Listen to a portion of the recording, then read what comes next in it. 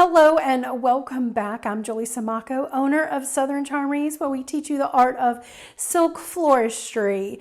Today in this video, I want to show you how to use your ribbon that you like to put into your wreaths and make a ribbon sash. That is very trendy right now, a ribbon sash. It has been for a couple of years. And when we were hosting our Patriotic Bow Challenge a couple of weekends ago, somebody asked me, how would you make a patriotic bow sash? But before we get started, let me show off a little bit of what we've been doing inside of our Everbloom Design Club. This is a tutorial I taught on how to make a country sunflower patriotic wreath. And so we added the raffia, we added a little bit of stars and stripes, but it's just a little patriotic. It's not really screaming patriotic, right? So the majority of this wreath is very country and very rustic and very, American, if you ask me. So it's a really pretty wreath design. But this is a tutorial step-by-step inside of our Everbloom Design Club. Okay, so let's get started on our ribbon sash. So the first thing I wanted to do is show you some color combinations and what I think about when I'm creating a ribbon sash. First off, you don't have to use 4-inch. It's completely up to you. But I do like the 4-inch because to me it gives a lot of color and a lot of, I like to layer. So if I've got a 4-inch, I'm going to layer like a 2.5 inch and then possibly a 1-inch or even 7/8 inch would be also pretty as well. So we've got this ribbon combination I think is very fun and very patriotic. And then we have this ribbon that I like too. So if you're looking for something a little less patriotic and a little more, trendy right now, you can add in the chinoiserie and take away your red, white, and blue stripes. So this is actually what I have in my planters on my front porch. It's just a really pretty pattern combination that's not necessarily so much patriotic, and it adds in a little bit of your personality if that's your style. The other thing I wanted to show you was another one I really loved, is something that's a little less stars and stripes, right? But it's still got the red, white, and blue. And then you could pair it with something like this, which is really pretty because it's got the navy and the red.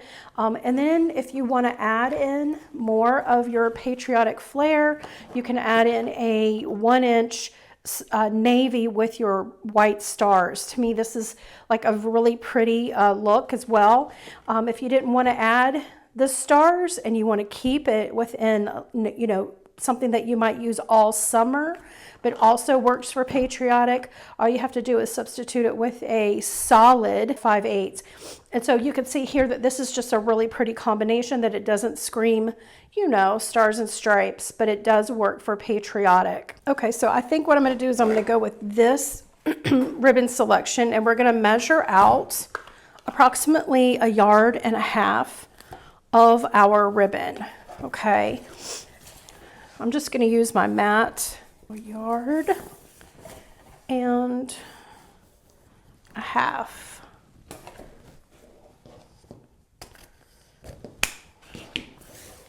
All right, we're going to put that over here. And then we'll do the next one. Do I have enough? Interesting. This is a good way to get rid of some of our ribbon, isn't it? Oh, I have just enough.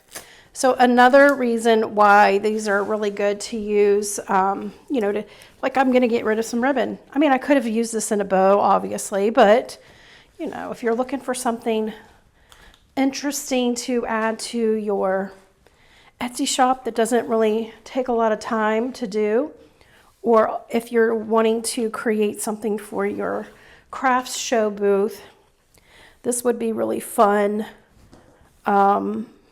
to create these little bundles and sell them as ribbon sashes. What you could do is just bundle them up like this, fold them up, really nicely, and maybe put a raffia bow tie around it And then what you could do is put your card or put something on here that has a QR code to how to show them how to tie it onto their wreath.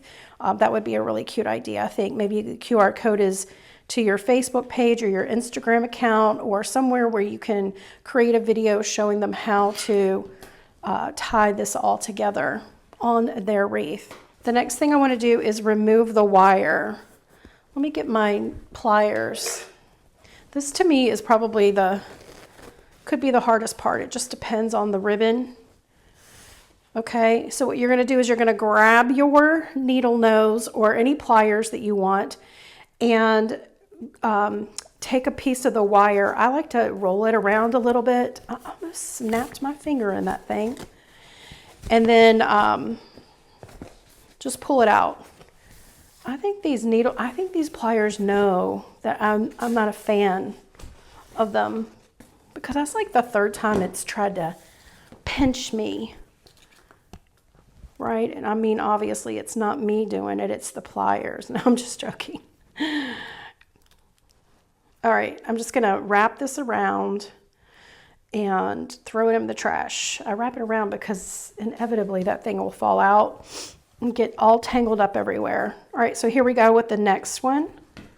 So what we're doing is we're removing the wire so that our ribbon will lay better when we tie our knot. Oh, this is a really thick ribbon. I wonder if also I probably shouldn't have used the double-sided. We'll see.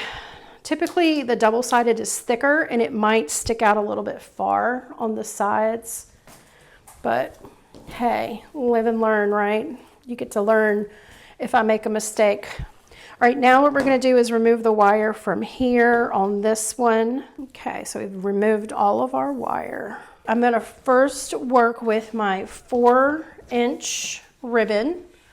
All right, and I'm going to take my wreath. I'm going to lay it down on the mat. This is a pre-made wreath. You're going to want to use wreaths that are like tea leaf, boxwood, bead grass, sawgrass, something like that. Okay, so this is just a pre-made wreath that I had laying around, but if you want to make your own wreath, obviously you can do that. All right, so what I want to do is feed this up from the back to the front.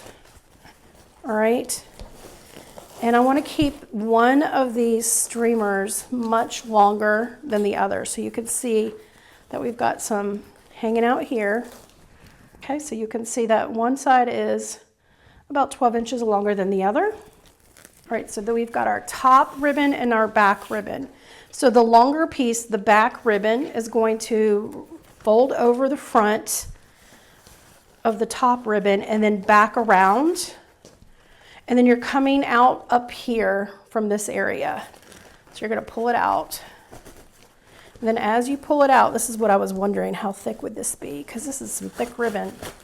As you're pulling it out, you're gonna make a knot, okay? And you wanna start to adjust the ribbon.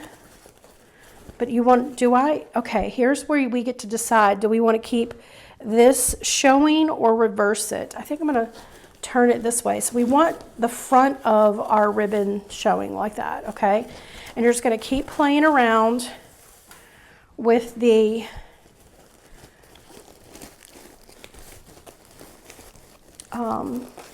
tightness of that knot. Okay, and then the other thing is I want this knot to be sort of on the bottom, not on the back of the wreath, but on the bottom of the wreath. All right, and then, but I want to see a lot of thickness right up through here.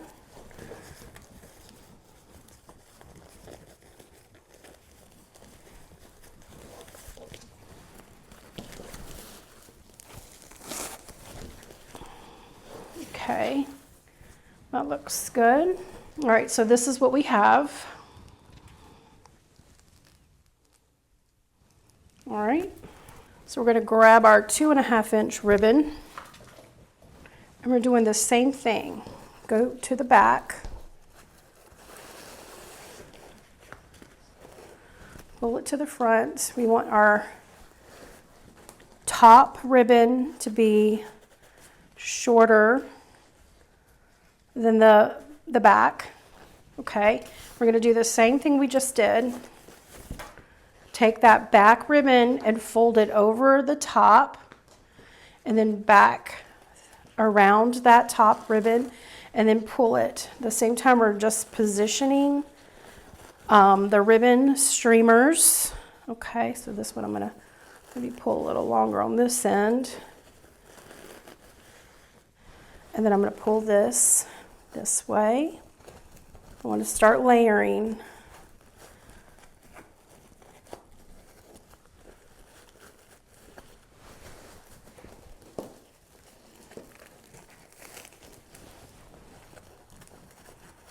Just trying to get that centered more.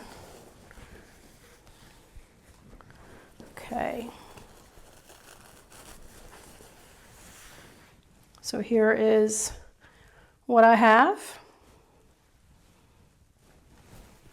I'm going to take my last piece of ribbon and do the same thing.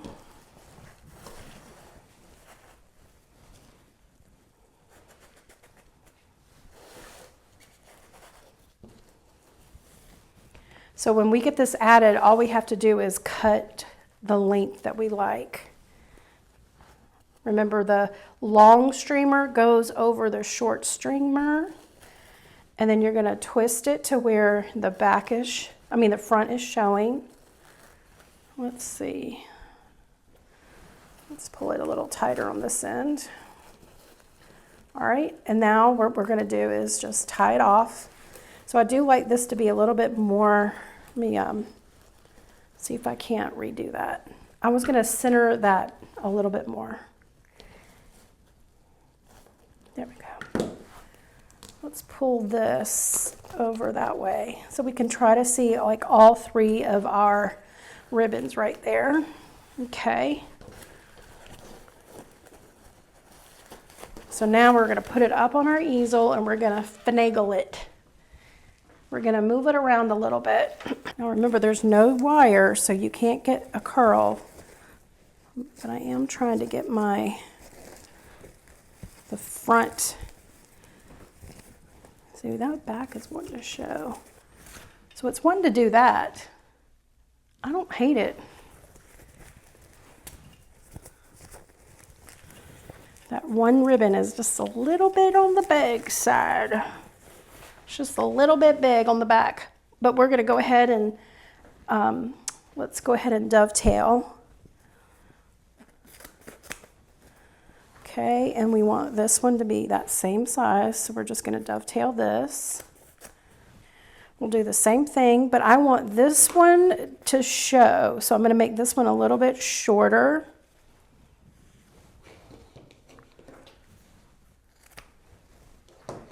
Okay, so we probably could have measured a little bit less.